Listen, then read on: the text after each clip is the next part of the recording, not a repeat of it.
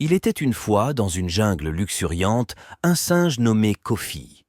Kofi vivait dans un grand manguier au bord d'une rivière profonde.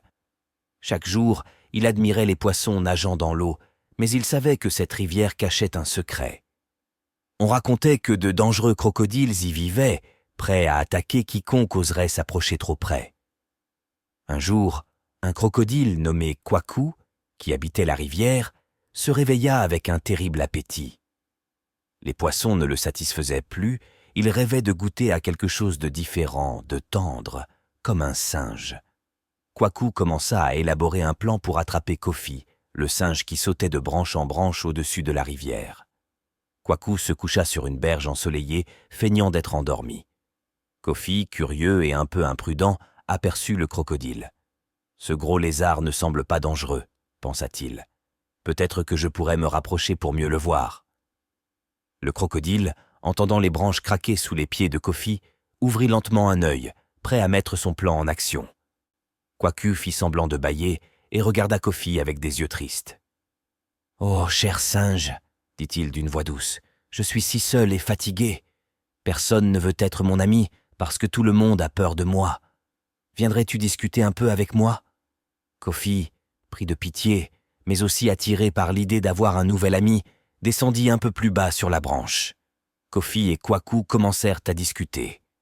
Kwaku raconta des histoires de la vie sous l'eau et Kofi partagea les aventures de la jungle. Mais tout le long, Kwaku avait un seul objectif en tête, amener Kofi suffisamment près pour l'attraper. « Pourquoi ne viendrais-tu pas sur mon dos, Kofi ? Je pourrais te faire traverser la rivière pour te montrer des fruits encore plus délicieux de l'autre côté, » proposa Kwaku, souriant intérieurement à l'idée de son plan presque accompli. Kofi hésita. Quelque chose en lui le mettait en garde contre le crocodile. « C'est vrai que je ne connais pas bien Kwaku, » pensa-t-il. « Et si c'était un piège ?» Mais l'envie de découvrir de nouveaux fruits était si forte que Kofi décida de prendre le risque, tout en restant vigilant. Avec prudence, Kofi monta sur le dos de Kwaku. Le crocodile plongea doucement dans l'eau et commença à nager vers l'autre rive. Tout semblait paisible, mais à mi-chemin, Kwaku tourna soudain la tête et ouvrit grand sa gueule. « Maintenant, tu es à moi, petit singe, » rugit-il. Kofi, malgré la peur, resta calme et répondit. « Oh, cher Kwaku, je vois que tu as faim, mais tu as oublié quelque chose. Mon cœur, le morceau le plus savoureux de tout mon corps, est resté dans l'arbre.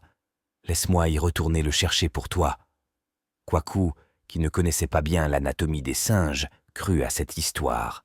« Très bien, » grogna-t-il, « ramène-moi ton cœur. » Kwaku ramena Kofi à l'arbre, impatient de déguster ce cœur spécial. Mais dès que Kofi atteignit une branche solide, il sauta rapidement en hauteur, hors de portée du crocodile. « Tu as essayé de me tromper, Kwaku !» cria Kofi depuis le sommet de l'arbre. « Mais tu as sous-estimé l'intelligence d'un singe !» Le crocodile, furieux, tenta de grimper à l'arbre, mais glissa à chaque fois. Finalement, il abandonna, réalisant qu'il avait été battu. Kofi regarda Kwaku retourner dans la rivière, la queue entre les jambes. « La prochaine fois, sois honnête et peut-être que tu trouveras de vrais amis, » lui lança Kofi. Le singe apprit lui aussi une leçon importante. La prudence est une grande force, et il ne faut jamais se fier aux apparences. Depuis ce jour, Kofi fut beaucoup plus vigilant, et Kwaku n'osa plus jamais tenter de tromper un animal de la jungle.